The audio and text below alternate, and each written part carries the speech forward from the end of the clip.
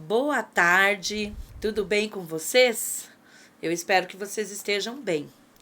Hoje é um dia especial, domingo de Páscoa, um domingo de celebração, né, para nós que somos cristãos e sabemos que o nosso Deus é um Deus vivo, um Deus que é presente na nossa vida, que enviou seu Filho amado, Jesus, e ele morreu em nosso lugar, mas ressuscitou. E foi num domingo de Páscoa, né? Um dia especial para toda a igreja. Amém? Então vamos orar. Hoje nós vamos continuar o livro de Jeremias.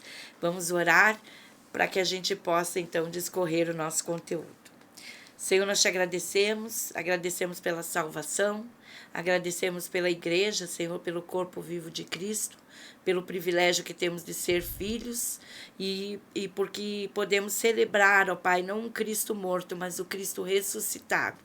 Agora, Senhor, quando nós vamos participar deste momento de estudos, deste momento de conteúdos, ó Pai, de aprendizagem da Tua Palavra, que em nome de Jesus possamos guardar em nosso coração tudo aquilo que o Senhor tem de especial para nós. Que o Espírito Santo esteja iluminando, Senhor, os corações, o entendimento, para que possamos guardar a Tua Palavra. Nós te louvamos em nome de Jesus. Amém. Muito bem, estão gostando dos conteúdos? Então não esqueça de clicar lá, dar um like, né? De comentar e de compartilhar os vídeos para que mais pessoas possam aprender da palavra de Deus, certo? Vamos lá então. No último encontro nosso, nós estávamos falando sobre o livro de Jeremias. E nós falamos um pouquinho sobre os objetivos do livro, né? O livro demonstra que, como esse solitário clamor da noite foi quase totalmente desatendido, o seu tema bem poderia ser Provérbios 29:1, né? O homem que muitas vezes repreendido, endurece a serviço, será quebrantado de repente sem que haja cura. E o livro de Jeremias, ele tem bem essa característica, né? De choro, de sofrimento, de fazer um trabalho e não ver resultados, porque foi isso que aconteceu com o profeta Jeremias, né? E muitas das vezes ele não pôde perceber o arrependimento do povo, certo? Então nós vamos continuar com as contribuições singulares do livro. Vamos lá.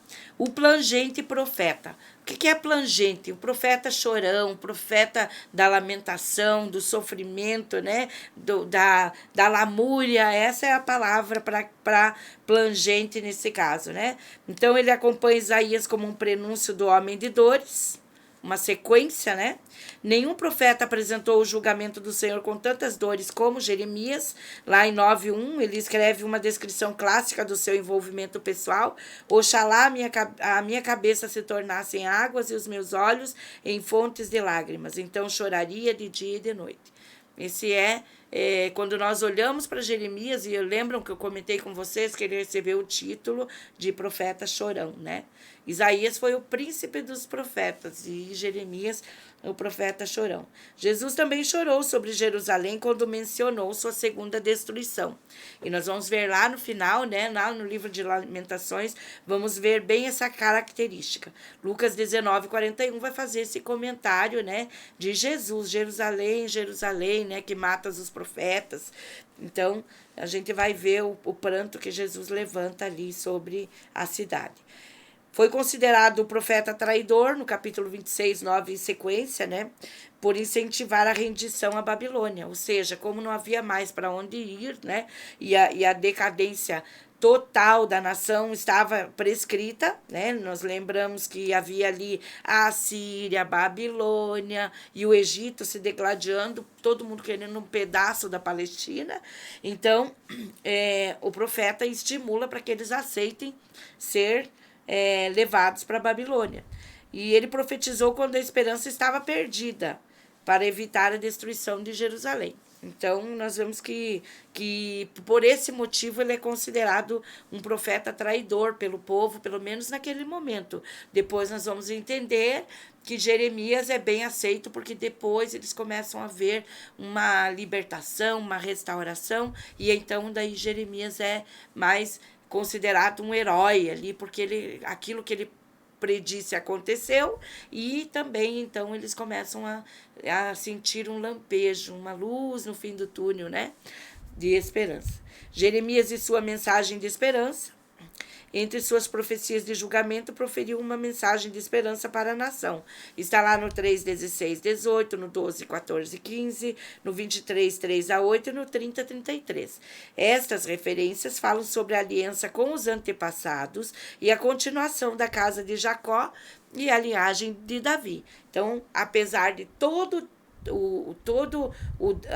a tragédia, de todo o drama que Jerusalém, que Judá estava vivendo, então o profeta ainda lembra, né, da aliança com os antepassados, daquilo que Deus tinha dito, que ele estaria sempre com a casa de Jacó e que também haveria sempre um trono na linhagem de Davi, certo? A nova aliança, no capítulo 31, do 31 a 34. Então, além dessa aliança com os antepassados, uma renovação, né? Jeremias anunciou uma aliança que seria estabelecida para substituir a mosaica realizada no Sinai, tá?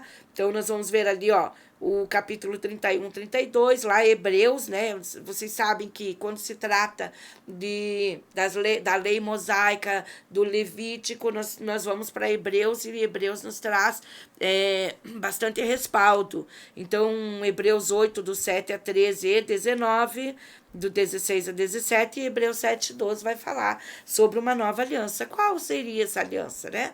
A nova aliança vem através de Jesus, vai falar também de que Jesus é sacerdote segundo a ordem de Melquisedeque, não é uma ordem, não é a ordem de Arão, tá? É a ordem de Melquisedeque, e isso vem antes, né, de Arão, vem antes de Moisés, certo? Outra contribuição do livro é uma maldição contra Jeconias, no capítulo 22, 24 a 30. Então, apesar das palavras que Jeremias proferiu a Zedequias, em seguida, ou em sequência a Jeconias, seu filho, compreende-se que se estendeu apenas para aquela geração.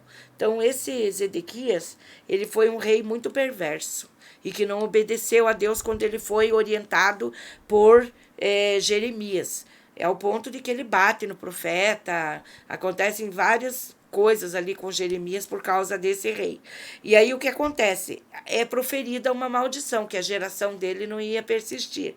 Só que essa geração tem a ver com a linhagem de Davi, certo? Então, Jeconias, ele já estava preso na Babilônia quando Zedequias, ele passa por um drama, certo? Então, compreende-se que se estendeu apenas para aquela geração, uma vez que os filhos de Zedequias, que viviam com ele, foram mortos diante dos seus olhos e que em seguida foram vazados antes de ele ser levado para a Babilônia. Então, o que aconteceu? Toda a família de Zedequias, menos Jeconias, porque Jeconias já estava na Babilônia, já tinha sido levado. Então, toda a família dele foi morta aqui, ó, diante dos olhos de Zedequias, e depois vazaram-lhe os olhos para que a última imagem que ele tivesse era a da sua família sendo morta. Jeconias era o avô de Zorobabel, governador de Judá, e José, pai de Jesus, era seu descendente.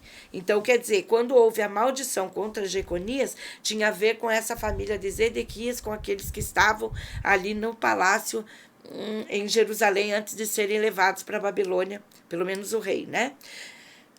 Ou seja, Jeconias foi poupado, né? E ele era o avô de Zorobabel. Zorobabel, vocês sabem.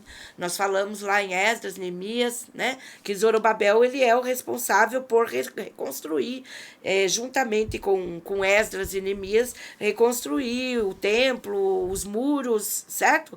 E Zorobabel foi o governador de Judá, ou seja, ele é que tinha o direito a ser o descendente. Tá? José, o pai de Jesus, era seu descendente, sua aliança foi confirmada nos evangelhos, certo? Então, nessa questão, a parte da maldição contra Jeconias tinha a ver com a família do seu pai, tá? O livro de Jeremias é o menos messiânico dos profetas maiores. Somente 2 textos falam diretamente do Messias. Então, nós vamos ver o capítulo 23, 5 e 6 e o 33, do 14 a 17. Ambos referem-se ao Messias como renovo de justiça, que reinará no trono de Davi e executará julgamento e justiça na terra. No capítulo 23 está escrito que o seu nome será Senhor, Justiça Nossa, tá? E no 33 que Jerusalém será chamado Senhor, Justiça Nossa. A sua justiça será a justiça do seu povo, certo? Então, o esboço do livro de Jeremias tem por tema a rebelião final de Judá e sua retirada da terra da aliança. Então, o capítulo 1 vai falar do julgamento antecipado de Judá, rebelde durante o reinado de Josias. Nós vimos que Josias foi morto pelo faraó Neco, né? E isso trouxe um pranto muito grande à cidade, tá? Jeremias tem a sua chamada no capítulo 1, onde ele diz: eu sou apenas uma criança, né? Judá, infidelidade como esposa do Senhor. Lembra que nós falamos sobre essa relação que Deus tem com o povo de Israel como sendo sua esposa, sua noiva, né? A esposa que trai o seu marido, certo? Então, Judá, ela não cumpriu com a aliança com o Senhor. Judá, religião de hipocrisia, e a gente vai ver ali o que aconteceu no sistema religioso de Judá, né? Que assim como aconteceu com Israel, a Judá também foi após os ídolos, né? Trouxe outros ídolos para dentro dos seus limites, e com isso eles se afastaram de Deus. A rejeição do Senhor da aliança. Então, o que aconteceu com esse povo? Eles acreditavam que por eles terem o templo, que por eles terem uma promessa, eles jamais seriam rejeitados por Deus. E foi o que aconteceu quando eles são levados, não é? Levados para a Babilônia. Judá, rebelião e julgamento descritos, quer dizer, aquilo que Deus disse, ele fez, ele cumpriu. E é isso que nós vemos, então, que Deus ele é fiel, certo? Julgamento subsequente dos líderes rebeldes, Joaquim e Zedequias, que nós acabamos de comentar, né? O conselho a Zedequias para submeter-se à Babilônia. Então, vai lá, o profeta fala com Zedequias, só que o que a gente percebe? Que outros profetas bajulam Zedequias e dizem para ele não aceitar. E aí, o que acontece? Com isso, ele também é julgado, certo? A demonstração de Joaquim a respeito do cativeiro. Então, quer dizer, o pai não obedeceu, o filho não obedeceu. E as palavras de otimismo, aquilo que eu acabei de comentar. Os falsos profetas, eles vinham e diziam, não se submeta, né? Continue resistindo, vamos se rebelar, vamos para o Egito. E aí o que acontece? Aquilo que Jeremias comenta começa a acontecer, né? E então a cidade cai em destruição total. A garantia da restauração final de Judá, e aqui está a palavra do profeta sobre esperança, apesar de toda destruição, e as razões do próximo julgamento por meio da Babilônia. Porque isso aconteceu em fases, como nós falamos lá em Esdras, né?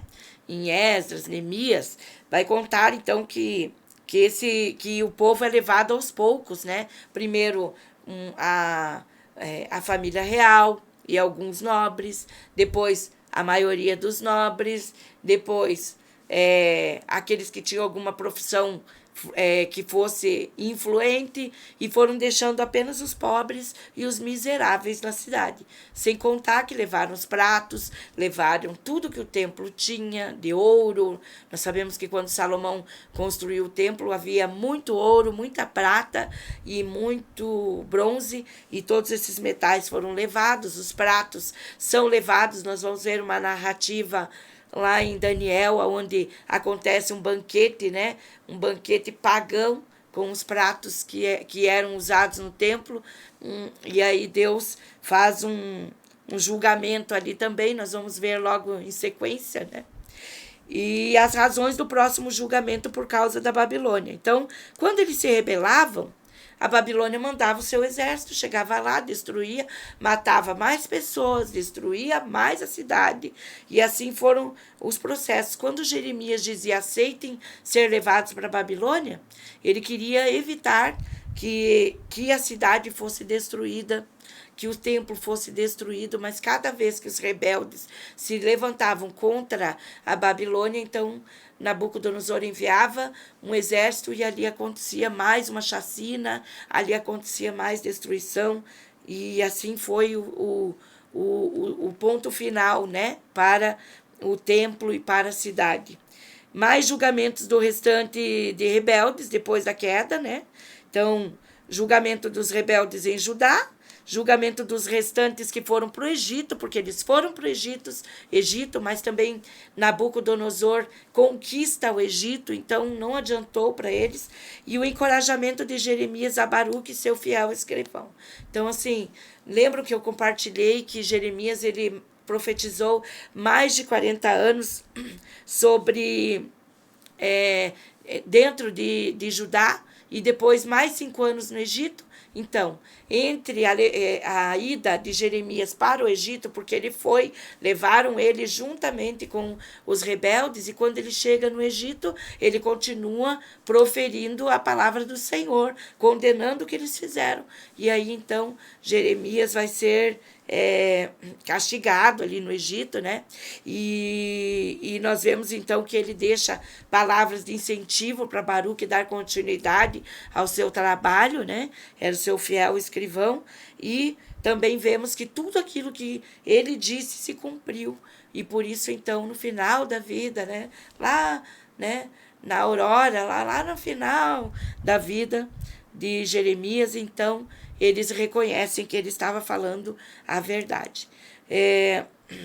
O julgamento das nações rebeldes ao redor de Judá, então o Egito, né, e as nações da Palestina, o julgamento da Babilônia, destruidora de Judá, também nós vemos que ele ainda profere sobre isso, né?